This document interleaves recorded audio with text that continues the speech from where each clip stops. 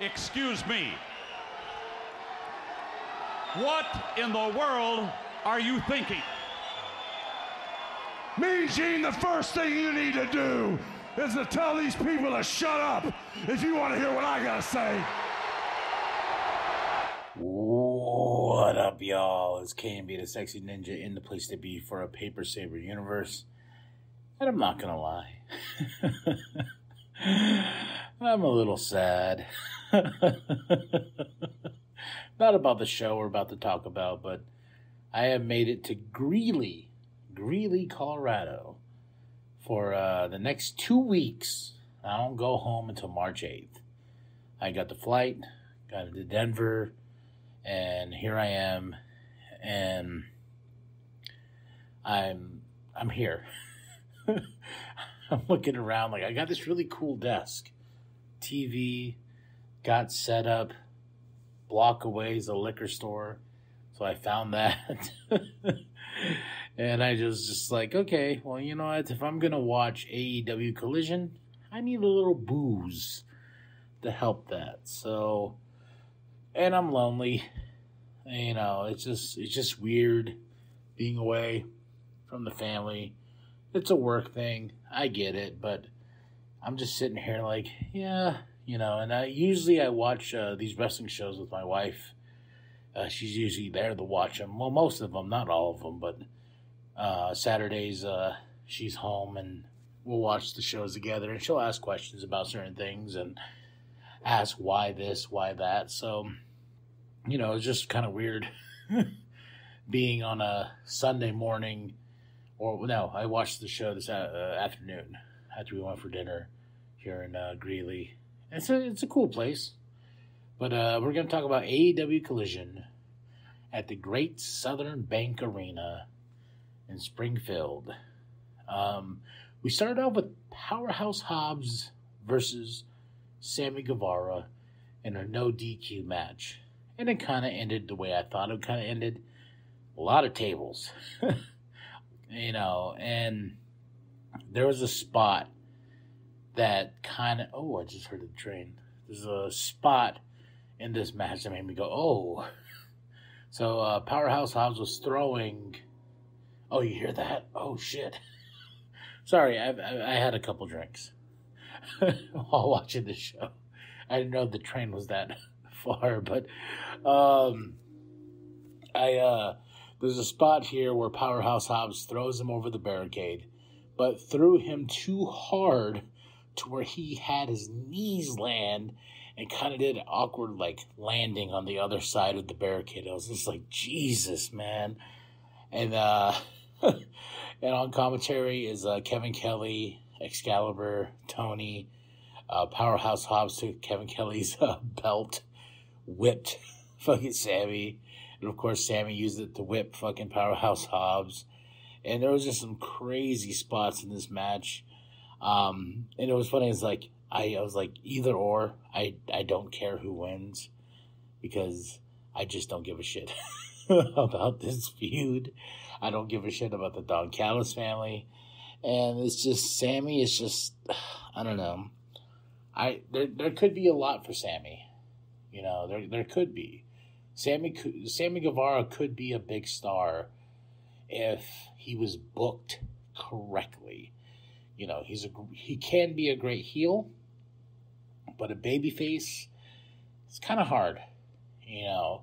And he's trying to play the card of like, yeah, I'm a dad, you know. But I didn't care. But Powerhouse Hobbs got the win. Either or in this match. We had a Claudio Moxley promo. I'm actually enjoying these. I really am, just because, like, Moxley, he goes off the rail in these promos, and he's like, "Tell me what I'm thinking, Claudio." And Claudio's like, "Well, you're thinking this," and Moxley's just like, "No, that's not what I'm thinking." It's just a fun dynamic, you know, between the two, and I'm getting kind of tired of Cornette and his homie shitting on Moxley, because I love Moxley. Like, Moxley has his antics. Moxley is Moxley. He has to bleed in the ring and shit like that. But it's one of those things where he's just that dude. And if you've never had his audiobook that's read by him, you should do it. Mox, oh my God. It's like a promo being cut on you for like 6, 7, 8 hours, however long that audiobook is. It's a great audiobook. Great stories. I highly recommend it. Highly, highly recommend it. FTR versus Shane Taylor Promotions. FTR gets the win, which I kind of thought. Promo after, because they have things with the BCC. And they call them out, of course, and they're like, hey, we are here. We will not back down from a fight. And they're going to have them at Revolution. But there's more that's going to add to the story later on in the show. Bryan Danielson and Jun Akiyama is going to be the main event for tonight. We had a package for it. I really enjoyed it. Bryan's really going on this, final tour of, he said this is going to be one more year. Promised his daughter, promised his wife, and everything like that. So we're going to see how that goes. And I was excited for the main event because I'm like, Bryan is doing what he wants to do. He didn't get to do that in WWE. And, he's having the time of his life. I can see it. I can see it in Bryan. He's having the time of his life. And it's awesome. I've always liked Bryan Danielson all the way back to the Ring of Honor days, and I don't blame him, I don't blame him at all for the way he is, why he left WWE to come here and why he's doing what he wants to do. He wants to wrestle the best, and a lot of the best come from Japan, and he's going to do it, and that's fucking dope. I really look up to Bryan Danielson in that regard because he is the guy that's always been doing what he wants to do. The Yes movement meant so much to me. WrestleMania 30, where he took on Batista, took on Triple H. Was it Batista? Yeah, it was Batista, right? And then he got him to go for the championship at the end, and he won both belts. So was it Randy? I think Randy was in that too, but it meant so much to me because it was something of the ground is shaking. We're moving. We're moving the ball. I'm going to use football as a thing, but we're moving the ball past the chains. We're moving it it's like 4th down, 4th and 1. We're going to throw the football and we're going to get a first down. And that was Bryan Danielson or Daniel Bryan, whatever you want to call him, for WrestleMania 30.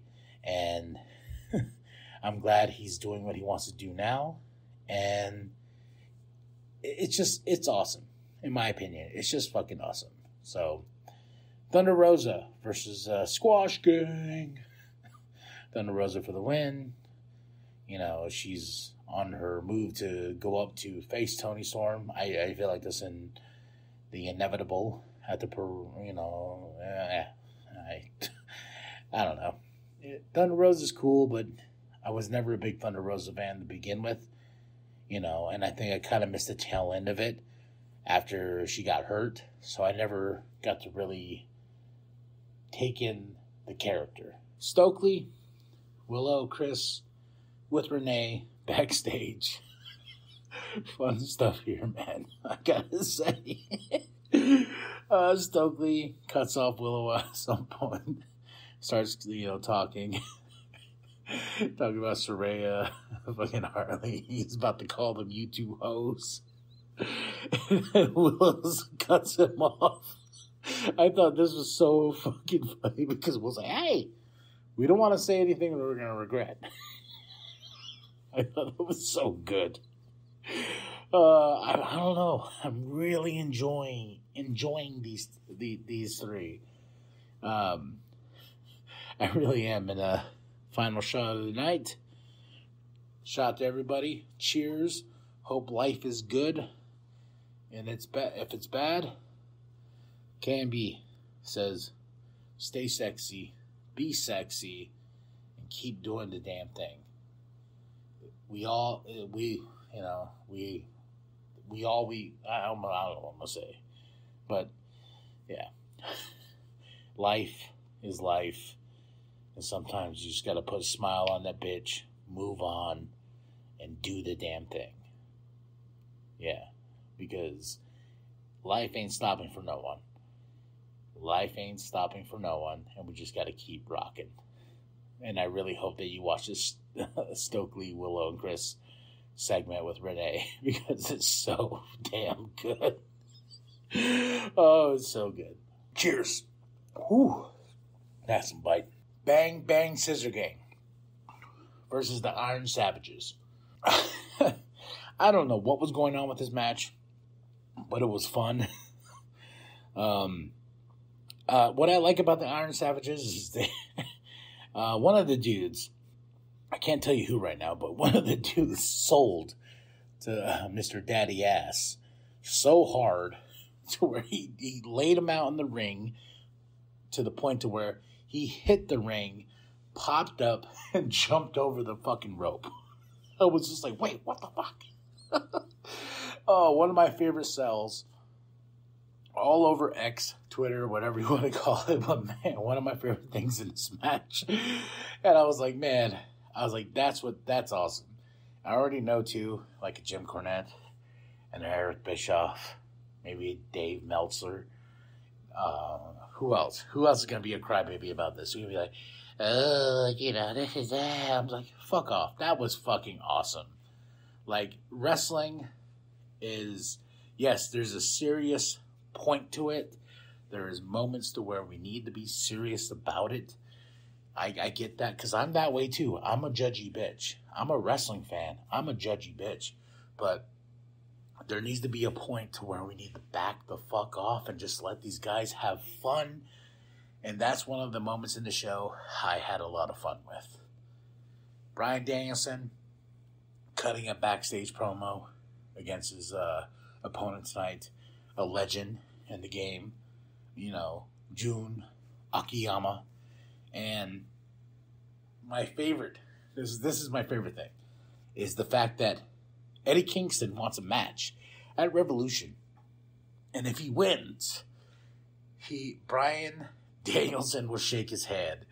And I love the fact that Bryan, he's such a good heel. He's such a good face. He's just so good on that mic. He even starts mocking Eddie Kingston. And I was enjoying that. So then before the main event, we had Brian Keith versus Malachi Black. That was a good match. That was fun. I always forget how small Brian is.